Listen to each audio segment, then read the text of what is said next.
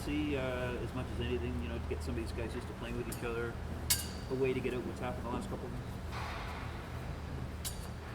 I don't think that's much of a factor of anything, whether I mix it up or what have you. Some of it is circumstantial, obviously. Muzzin out, cash out, that's going to cause you to move some things around, especially Muzzin's absence, and losing another left shot out of our lineup there. Yeah, I'm not too concerned about that piece of it. I don't think that has anything to do with it, no matter who you're playing with. We just have to be better and tighter around our net. Sheldon, when the puck does go in more than either it should or has been in the past, is there any concern that there are players in front of the goalie might start overcompensating and lose some of the structure? I think that's part of it. It's part of what happens. It's natural. Whether it's the structure piece of it, or whether it's some of the the emotional swings that go on. When that happens, it is tough. And when pucks go in your net at a high rate, it's hard to play as a player. It's you start thinking about other things, But that's the challenge for us here, is to just remain focused, do what we do well, clean up the things we need to get better at, but just focus on how we play as a team. We're a real good team. I thought we carried play for long stretches, I should say, of last night's game. But right now, the way it's going, we've done a good job, I think, of defending against the rush. I think the odd man rushes and things of that nature have been cut down significantly. And then now, as a result, we're getting teams that, really are relying on low to high passes and throwing pucks at the net, which in a lot of cases, I think, if you asked probably any coach in the NHL, that's what you'd like to give up. If you're going to give up anything, that's it, because it's really low percentage shots. But right now, we're allowing some tips and traffic and things of that nature to make those shots more dangerous, and that's where we need to do a better job of. Some of the numbers would say that you've actually gotten better defensively as the year's gone on. Have you felt that way? So I missed the beginning of the question. Some of the numbers would say that you've actually gotten better defensively as the year's gone on. Is that how you felt? Well, I feel like we went through a stretch of games there. Whether it's what stands out to me was our Western Canada trip, Calgary, Vancouver, and then St. Louis, little Pittsburgh. Even we ended up winning against Pittsburgh, I think there, but that game in St. Louis, certainly Montreal. We didn't do a good job there. Just the grade A, high-end chances, right? Odd man rushes, 2-on-1s, breakaways, stuff like that. So from that, in that area, I don't think we did a good job of that. We're giving maybe not a lot of volume of shots and chances, but the ones we were giving up were really, really dangerous. I think we've cleaned that up dramatically since the Montreal game. So I think we've been far better defensively since that point, yes. No question, in terms of what we've been giving up, the quality of what we've been giving up. But, we still have been, giving up some of those tips, and those are making life harder on our goalies. And our job as a team is to make life easy on the goalies. So that's really where we're at, and especially with where the goalies are at. They're trying to earn their confidence, and we need to help them in that area. These are things that we are in control of. We can do a better job in these situations. To my earlier question, Nick looks like he's fitting in well. It's only been one game on his line. What do you think Kerfoot brings to the other line? Well, I think obviously he's an experienced guy in the league, and he's comfortable in who he is and how he plays. Putting him with two veteran guys like Spezza and Simmons, I'm hoping for lots of good chemistry there and ability to talk and have good conversation to be prepared for their shift and get things sorted out on the ice. So that's part of it for sure. But it's the other. Kerf deserves to play more than he did last night, and deserves, frankly, to play higher in the lineup. It just, circumstances being what they are, this is the decision I've made for right now, just to give Nick Robertson a better opportunity. And last night he did well on that, so we're really happy to see that, and we think Engvall's brought a lot to the camp, Mikheyev line at the same time. So we do have a deep team.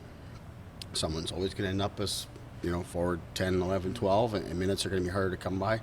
I've got to find ways to keep Kerfoot. He played too little last night. But sometimes that's just the way that it shakes out. But he's an important player for us. With 3 games in 4 days and then the big marquee outdoor game Sunday, how do you approach the week with your goalies? No different than we have here of late. We know we're going to have to use both of them, and we'll just continue to take it a day at a time. Who will start tomorrow? Peter. What's your sense? I know Wednesday was kind of a weird one all over for the whole team. What's your sense of where he's at?